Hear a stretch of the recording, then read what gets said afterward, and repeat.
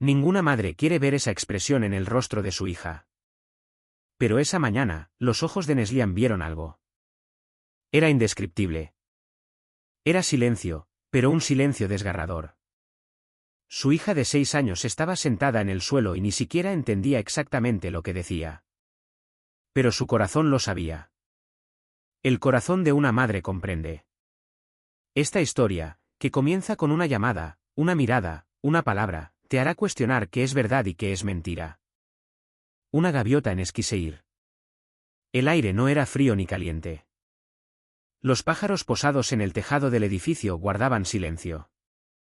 La calle estaba en silencio, pero el silencio interior era aún más profundo. Neslihan había llegado a casa de su turno matutino antes de lo previsto. Sus manos aún olían a guante de látex. Sus ojos reflejaban la sombra de una noche de insomnio. Pero hoy, no era el cansancio lo que la había dominado, era algo más. En cuanto cruzó el umbral, vio un calcetín al revés delante del zapatero y una pinza de ropa tirada en el suelo. Eran detalles insignificantes, pero que resonaban como un llanto en el corazón de una madre. La casa estaba en silencio. El televisor no estaba encendido. No se oía ningún sonido de juguetes. Elif solía ver dibujos animados por la mañana. Compartía el desayuno con sus juguetes. Pero esa mañana, no se oía ni un sonido ni un olor. Neslihan cruzó la sala y se desvió por la cocina. Todo estaba en su lugar. Entonces se giró hacia el pasillo, y en ese momento, oyó ese sonido. Un sollozo ahogado. La respiración de un niño que se ahogaba. Cuando empujó la puerta con cuidado, el mundo se detuvo. Elif estaba en el suelo. Su vestido escolar floreado estaba al revés. Su diminuta ropa interior estaba en sus palmas. Las lágrimas le corrían por las mejillas hasta la barbilla. Se ahogaba en sollozos. Sus manos temblorosas intentaron levantar los brazos para mirar a su madre, pero no pudo sostener su mirada. Como si tuviera vergüenza o miedo. Su voz era apenas audible. «Mamá, nadie va a creer esto», dijo, pero luego añadió, «estábamos jugando». Esa frase partió el alma de Neslihan en dos. No bajó la cabeza para abalanzarse sobre su hija. No gritó, no lloró. Simplemente se desplomó en el suelo y sacó su teléfono. La pantalla temblaba como si no respondiera a su dedo. Marcó el 112. Tenía el cuerpo entumecido. No pidió una ambulancia ni a la policía. Simplemente dijo, «que venga alguien». Mirando a Elif, su propia respiración era un grito ahogado. No sabía qué había pasado, pero nunca volvería a ser la misma Neslihan. Las frases de Elif eran demasiado confusas para su edad, pero el corazón de una madre comprende algunas cosas sin palabras. La mente de Neslihan retrocedió rápidamente en el tiempo. ¿Quién había venido a casa en los últimos días? ¿Quién había traído a Elif de la escuela? ¿Qué día había estado sola en casa? ¿Quién estaba en casa hoy? Las respuestas comenzaron a caer una a una, y al final, solo quedaba un nombre, Bar. Bar era el esposo de su hija mayor, Busra. Para Neslihan, no era solo un yerno, sino el pilar de la familia. Un hombre respetuoso, amable y confiable, considerado un ejemplo por los vecinos. Recogía a Elif de la escuela 2 días a la semana, ya que Neslihan trabajaba doble turno esos días. Justo la semana pasada, había venido a arreglar el grifo de la cocina. Habían tomado café. Neslihan le había dado las llaves de la casa. Porque no era un desconocido. Pero hoy, por primera vez, sintió lo peligrosa que podía ser esa familiaridad. Elif ya no habló. Solo asintió lentamente. Sus ojos estaban ocultos entre las cortinas. Neslihan volvió a preguntar, «¿Quién te trajo hoy de la escuela, hija mía?» Un dedo meñique señaló hacia afuera a través de la cortina. Elif no tenía voz, pero habló con la mirada. El tío Bar estaba allí. «¿Quién estaba contigo, hija mía?», preguntó Neslihan de nuevo, con los ojos llenos de lágrimas. Y en ese momento, la frase que salió de los labios de Elif la atravesó, «El hombre de las señales también estaba allí». A Neslihan se le doblaron las rodillas. ¿El hombre de las señales? ¿Qué hombre de las señales? ¿Qué hacía aquí? ¿Por qué lo sabía Elif? ¿Cuándo había entrado la palabra hombre de las señales en el mundo de una niña? Ya no era solo la intuición de una madre. Era el primer paso para desenredar una red invisible. Neslihan, con el teléfono aún en la mano, se giró hacia la ventana. Un coche se detuvo en la calle. Bar se bajaba. En la mano, un maletín negro, y en la mirada, esa mirada de confianza que conocía desde hacía años. Pero ahora, esa mirada ya no tenía ningún significado para Neslihan. Porque a veces, la intuición de una madre es más acertada que una sentencia judicial, y a veces, la persona en la que más confiamos es a la que más deberíamos temer. Neslihan seguía al teléfono. Dio claramente la dirección de la centralita del 911 a pesar del temblor en su voz. El corazón le salía disparado. Elif estaba apoyada en silencio contra la pared, arrugando el dobladillo de su vestido entre las manos. En ese momento, sonó el timbre. La atmósfera cambió bruscamente. El tiempo se ralentizó. Como si las paredes de la casa hubieran dejado de respirar. Al acercarse a la puerta, Neslihan gritó con todas sus fuerzas. Pero el único sonido audible del exterior fue un suave dindón, tan delicado como la huella dactilar del timbre. Al abrir la puerta una rendija, vio a Bar. Vestía una camisa blanca como la nieve y sostenía un elegante maletín de cuero. Sonreía. A su lado, un hombre canoso con traje estaba de pie. Su rostro era inexpresivo, pero sus ojos lo decían todo. En esos ojos, había una frialdad típica de hombres que hablan con documentos, no de niños jugando a las meriendas. El hombre sostenía un expediente sellado con un sello rojo. A Neslihan se le hizo un nudo en la garganta. Aún no lo entendía todo, pero sus instintos no estaban silenciados, gritaban. El 112 le pidió que permaneciera en línea, pero colgó con cuidado. En ese momento, se concentró solo en los rostros, los ojos y el lenguaje corporal. Bar habló en voz baja, como si hubiera venido a atender un asunto rutinario.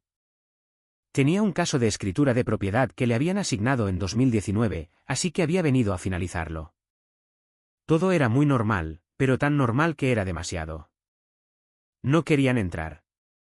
Esto preocupó a Neslihan. El hombre de los carteles, que se presentó como el señor Ihsan, sacó un documento de la carpeta y se lo entregó con cuidado. El documento parecía oficial. Estaba sellado. Estaba notariado. En la parte superior del documento figuraban el nombre y la firma de Neslihan. La fecha era antigua. Según lo escrito debajo, Neslihan había autorizado oficialmente a Bar para los asuntos administrativos domésticos, la supervisión escolar de Elif y los procesos de transferencia de propiedad. La firma era suya, pero era la primera vez que veía este documento. Sus ojos se fijaron en las líneas del papel mientras su mente retrocedía. En 2019, acababa de perder a su esposo. Elif tenía solo un año. En ese momento, había firmado muchos documentos. Algunos sin siquiera saber qué firmaba. Pero no recordaba este documento. La letra parecía la suya, pero un escalofrío la invadió. Porque este documento, traído por la persona en la que más confiaba, se presentó precisamente el día en que Elif lloraba, precisamente a una hora en que no había nadie más en casa. Al ver esto, Elif había llamado esa mañana el hombre de los carteles. Este hombre, el señor Ihsan, comenzó a explicar los detalles del documento. Habló de asuntos inmobiliarios, herencias familiares y honorarios notariales. Su actitud era muy relajada. Actuó como si fuera el último paso de un largo proceso. Bar estaba a su lado, sonriendo. No tenía prisa. Invitó a Neslihan a entrar. Si la firma se completaba, el trámite habría terminado. Sin embargo, la mente de Neslihan estaba con Elif, sentada en silencio en su habitación. Sus ojos seguían fijos en su hija, que miraba por la abertura de la cortina. ¿Había visto Elif a esos hombres? ¿Qué había sucedido dentro? La policía llegó en ese preciso instante. 2 agentes apartaron a Neslihan y le pidieron que se calmara.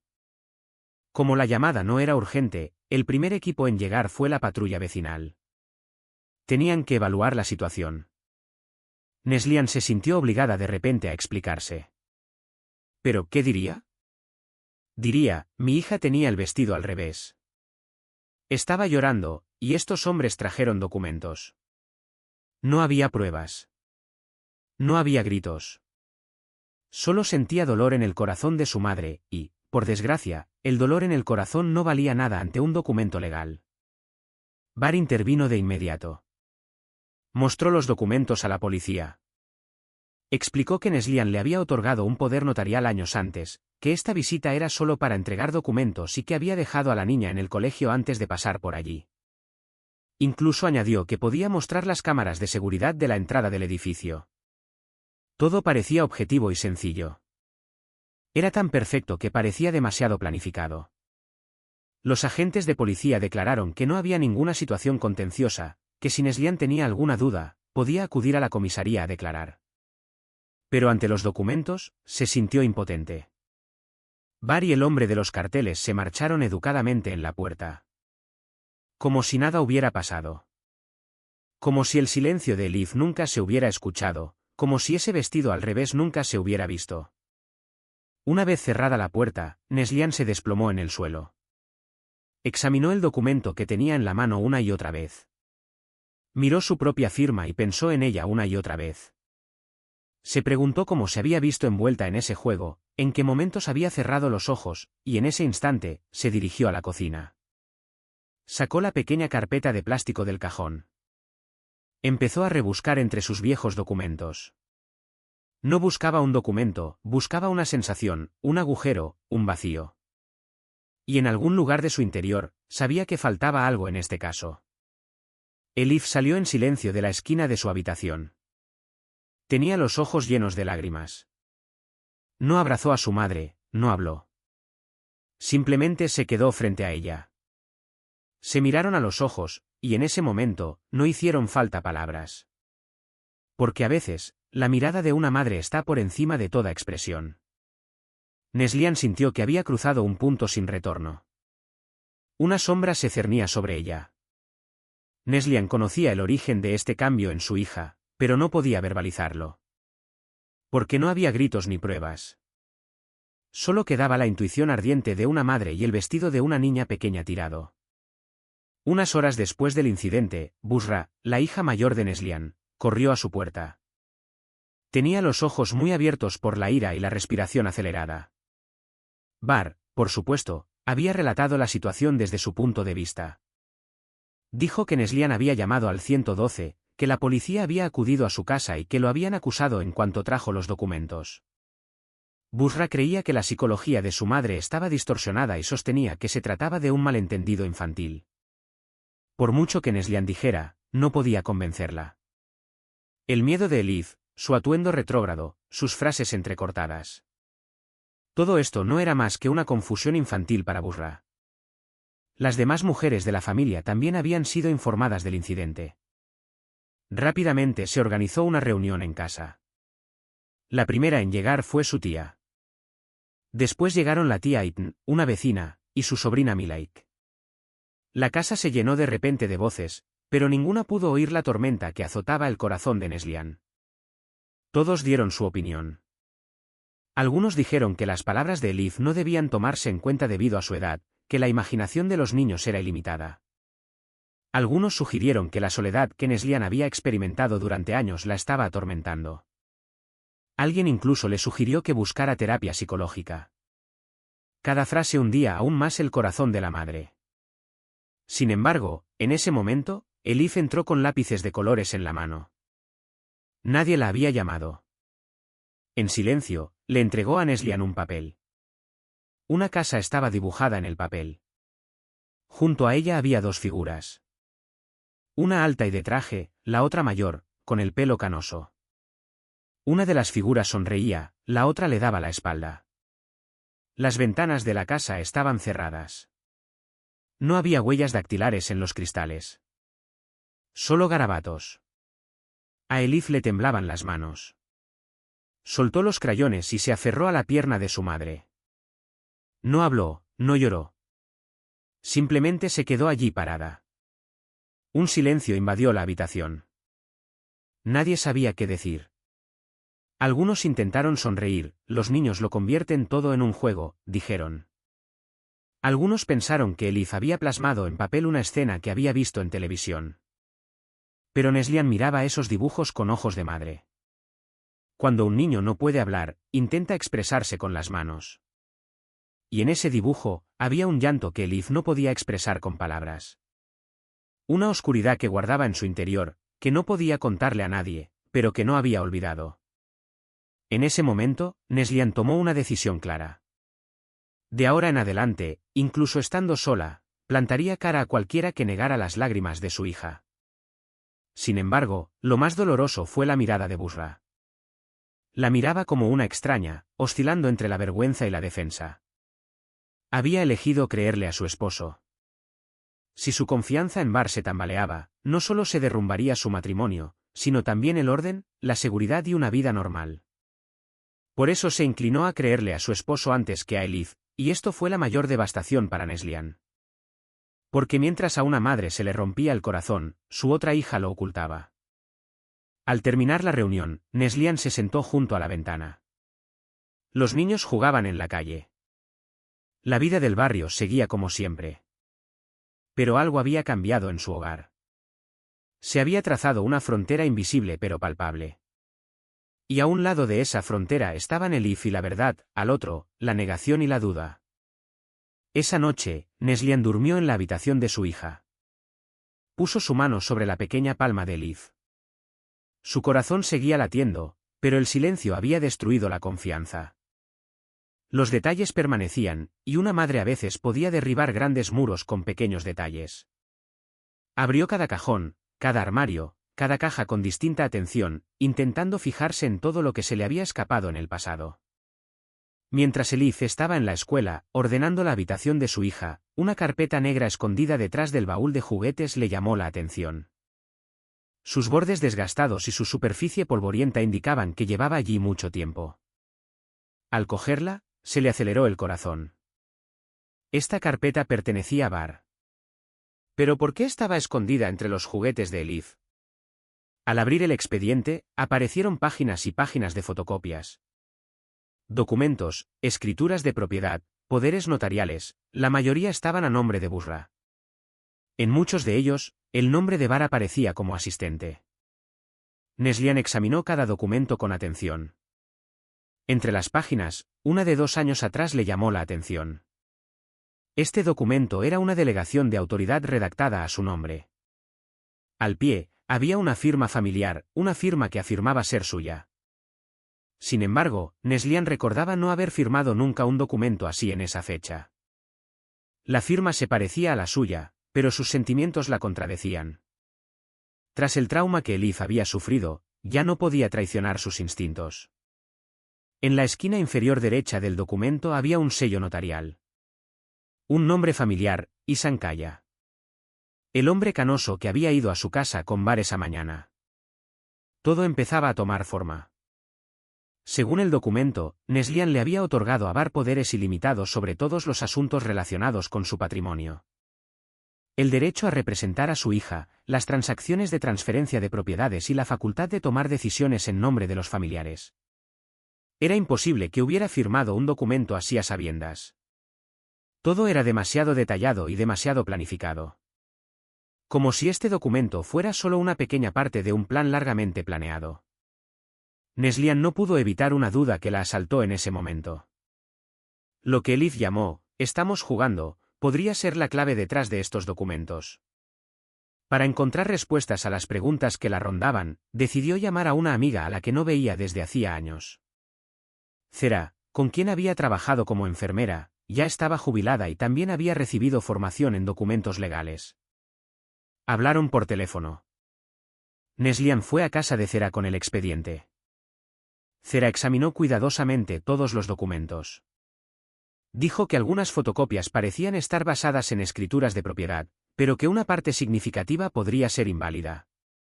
El más importante era este poder notarial a nombre de Neslihan. Zera afirmó que las firmas en tales documentos podían examinarse fácilmente mediante análisis forense y que también se podía determinar si el sello era original. Sin embargo, la sombra que se cernía sobre su rostro le dolió el corazón a Neslihan. Zera, al igual que ella, había notado que este documento parecía demasiado perfecto para ser cierto. Esa noche, caminando a casa, Neslihan llevaba el expediente en brazos y cientos de preguntas en la cabeza.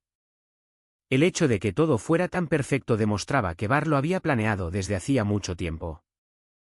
Los días en que recogían a Elif del colegio, las fechas en que las cámaras de seguridad no funcionaban, el pasado del hombre de los carteles, y ahora estos documentos falsos. Todas estas piezas, una vez unidas, revelaban no solo el silencio de una madre y su hija, sino una gigantesca cadena de manipulación. Y en el centro de esta cadena, Elif quizás no era más que una fachada. Al entrar en la casa, un dibujo en la mesita de noche de Elif le llamó la atención. Era una casita. Frente a ella, dos hombres. Uno con traje negro, sosteniendo un papel, el otro con el pelo canoso. Bajo su chaqueta, un sello rojo. Las ventanas estaban cerradas. El cielo estaba gris, había flores oscuras en el suelo. La lengua de Elif se había quedado en silencio, pero sus manos hablaban. Esta niña intentaba decir algo, y ahora Neslihan tenía que escuchar no con los oídos, sino con los ojos. En ese momento, tomó una decisión. Iba a combinar este archivo, este dibujo y las intuiciones que tenía en sus manos, y pasara lo que pasara, iba a sacar a su hija de este juego. En la habitación de Elif, bajo la tenue luz de una pequeña lamparita, estaba sentada como si le leyera un cuento a su hija, pero las páginas no pasaban. Ya no había palabras que leer, solo frases que descifrar. Elif llevaba días sin poder retener las palabras. Solo vivía dibujando. Pero esa noche, algo diferente sucedió. Elif sacó un papel arrugado de debajo de la cama. Lo desdobló con sus pequeñas manos y se lo entregó a su madre. Lo escribí como tarea, mamá, dijo débilmente. Luego hundió la cabeza bajo las sábanas. Cuando Neslihan tomó el papel, su corazón empezó a latir con fuerza. Era un papel arrancado de un cuaderno escolar rayado. Las letras estaban dentadas. Algunas palabras estaban omitidas. Otras borradas. Pero la carta en sí era un llanto puro del corazón de una niña. En su carta, Elif hablaba de un tío juguetón. Este hombre le había dicho que debían guardar silencio, este secreto debe ser como un juego entre nosotras, le había dicho. Elif no había llorado para no arruinar el juego, pero había decidido arruinarlo con su pluma. Al final de la carta estaba esta frase: «Hice algo mal, mamá». Esta pregunta atravesó el corazón de Neslihan como un cuchillo. Comprendió que Elif se sentía culpable. Esa noche, Neslihan no durmió hasta la mañana. Leyó la carta una y otra vez. Memorizó cada letra. Algunas palabras estaban veladas por la imaginación de la niña. Otras estaban incompletas. Pero el texto completo no ocultaba nada. Elif había creído que lo sucedido era un juego. La habían engañado. Y ese engaño había abierto una profunda grieta en el alma de una niña. Neslihan ahora sabía que tenía algo. Quizás no fuera lo suficientemente fuerte como para ser leída en un tribunal, pero sí lo suficiente para convencer a una madre.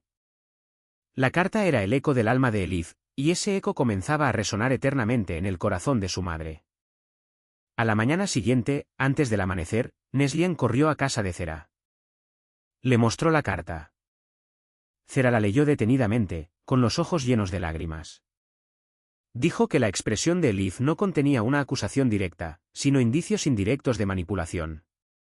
En tales situaciones, cada palabra pronunciada por una niña contenía pistas vitales para psicólogos y fiscales. Zera sugirió que la carta fuera evaluada por un psicólogo infantil minucioso.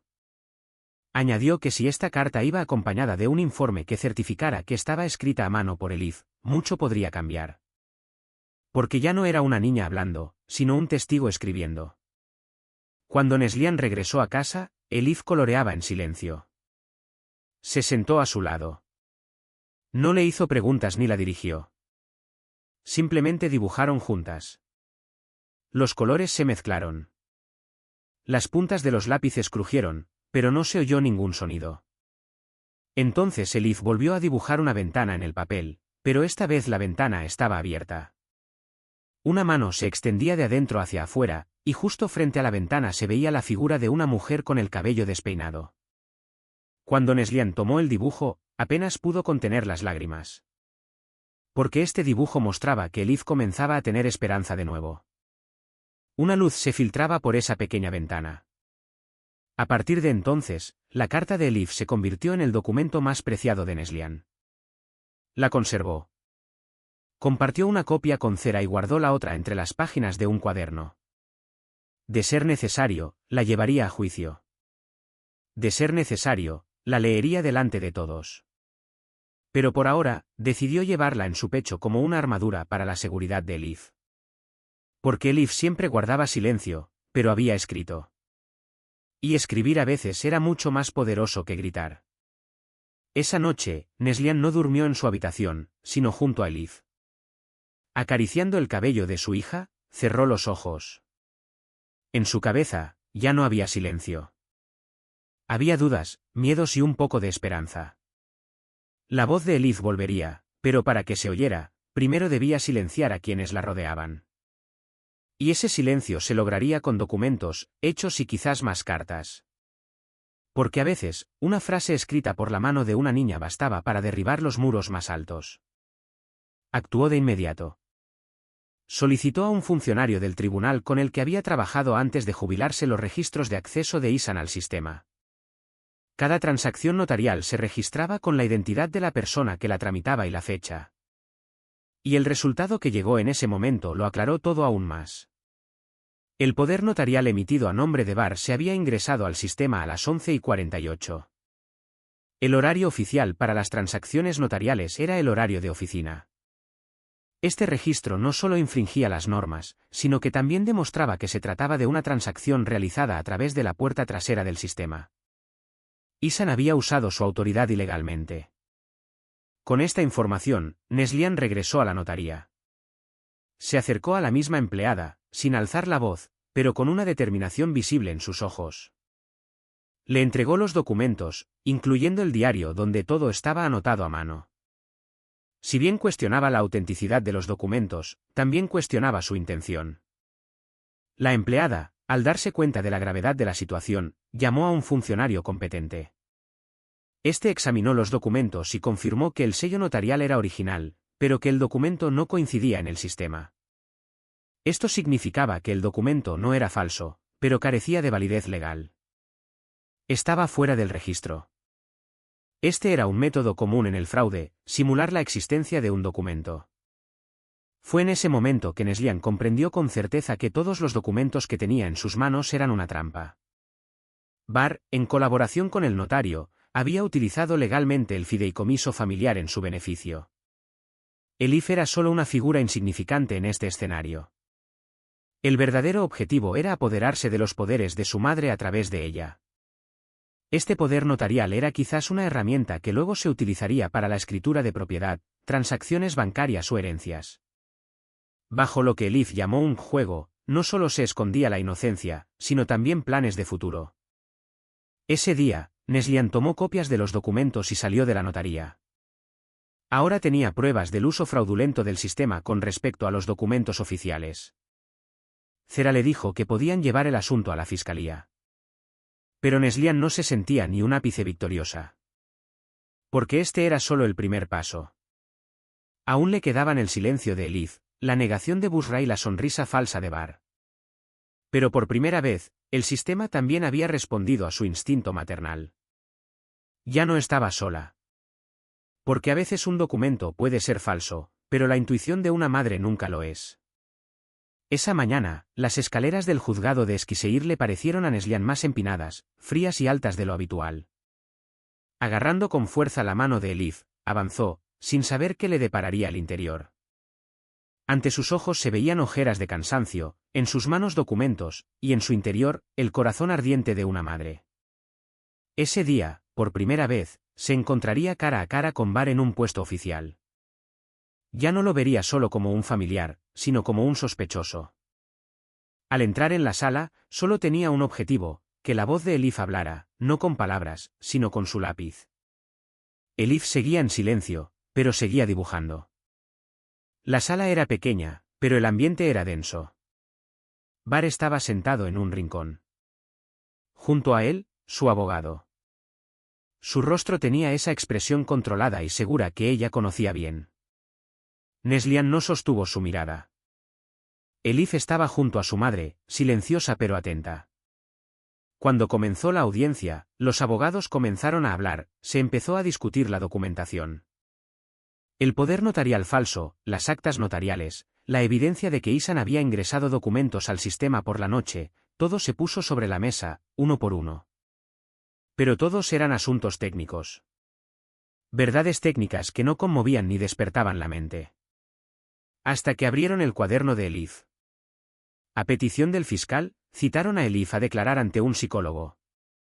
Pero la niña no quería hablar. No tenía miedo. Era como si se hubiera quedado sin palabras.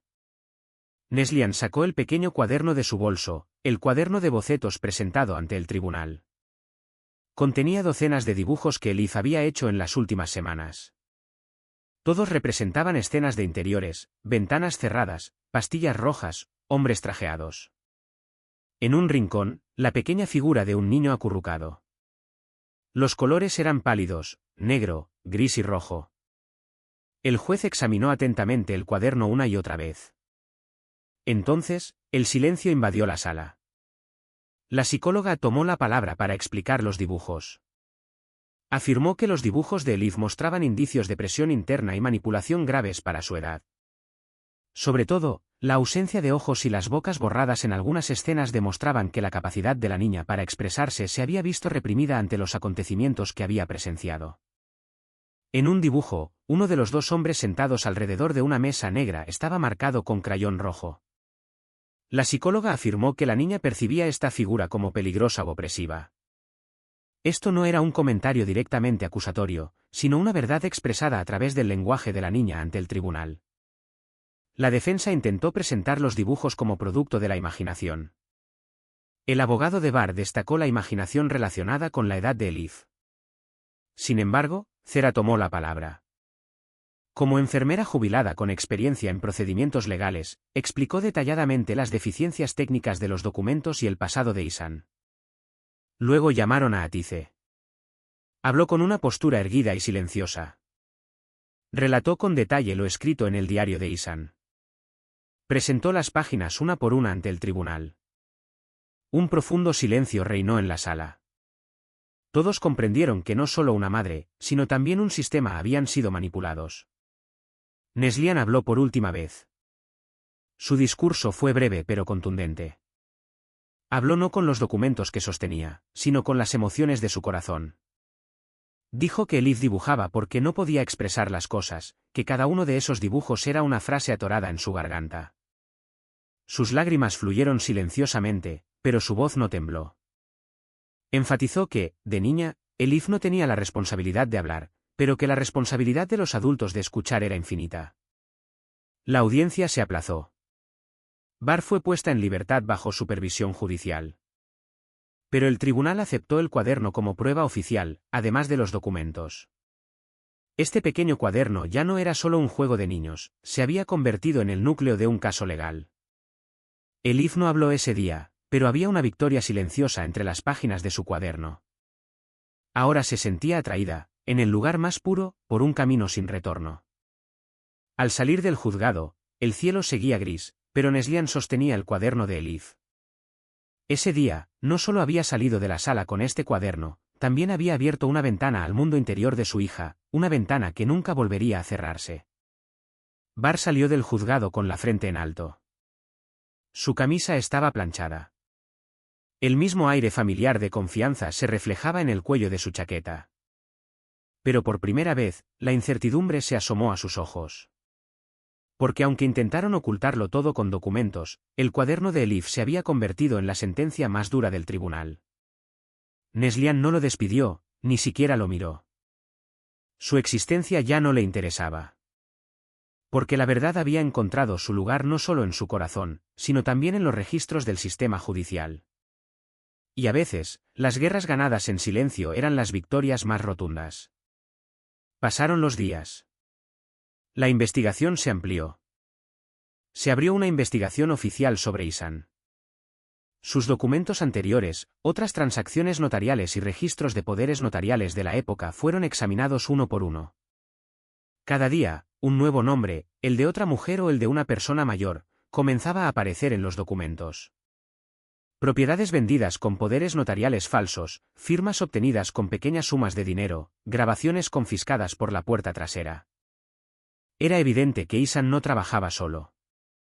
Había otros nombres que parecían fiables, como Bar. El silencio de Elif había roto el primer eslabón de la cadena. La situación había cambiado en el barrio. A partir de entonces, los vecinos ya no se quedaban callados en la puerta, miraban a Neslihan a los ojos. Busra, en cambio, había vivido la confrontación más difícil consigo misma. Al principio, no le había creído a su madre sobre su marido, pensando que las palabras de su hermana eran pura imaginación. Pero ahora, su silencio se parecía al de Elif. Tenía los ojos llorosos, pero no le quedaban palabras. Un día, llegó en silencio a casa de su madre. Abrazó a Elif, quien le había abierto la puerta. Elif le devolvió el abrazo por primera vez. En ese abrazo, no hubo culpa ni perdón. Solo dos niñas de la misma casa, de diferentes edades, con la misma herida. Elif había cambiado. Su silencio ya no era una carga, sino un derecho. No necesitaba hablar. Dibujaba, escribía, pintaba. En la escuela, su maestra notó que se había reconciliado con los colores. El negro y el gris habían desaparecido, reemplazados por flores naranjas y prados verdes. En uno de sus dibujos, había una gran ventana. Frente a la ventana, una mujer sostenía un lápiz. Detrás de la ventana, una niña sonreía. Esta niña era Elif. Esta mujer era Neslihan. Neslihan también había cambiado. El peso en sus ojos había dado paso a una serena determinación. Pasaba más tiempo con la maestra de Elif, hablando del desarrollo emocional de los niños con otros padres. Ahora relataba los detalles que se les habían escapado a las mujeres. Porque comprendía, lo sucedido no era solo asunto de su propia casa. En la misma calle, en el mismo edificio, e incluso en la misma mesa, muchas mujeres soportaban en silencio dolores similares, y cuando la voz de una madre se alzaba, los susurros de docenas de otras madres la seguían. El caso contra Bar seguía en curso. Pero para Neslihan, la justicia ya no se limitaba a los tribunales, se reflejaba en las ventanas que Elif había diseñado. Se reflejaba en su risa, en el hecho de que volvía a acercarse a una maestra con confianza, en el hecho de que le cogía la mano a su madre sin decir nada. Elif nunca volvió a llorar como aquella primera mañana.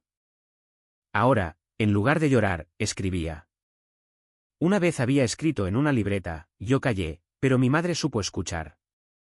Neslihan leyó esa frase con tanta serenidad, como si ninguna otra palabra en el mundo pudiera brindarle tanta paz. Dobló el papel. El bolsillo del viejo vestido floral de Elif seguía allí. Lo pegó a ese vestidito con sus manchas imborrables incluso después de lavarlo, como un recordatorio de la verdad que una madre había extraído del silencio, para que nunca se olvidara. Porque a veces el mayor legado de una madre no es solo poder escuchar la verdad, sino el coraje de buscarla cuando nadie más lo hará.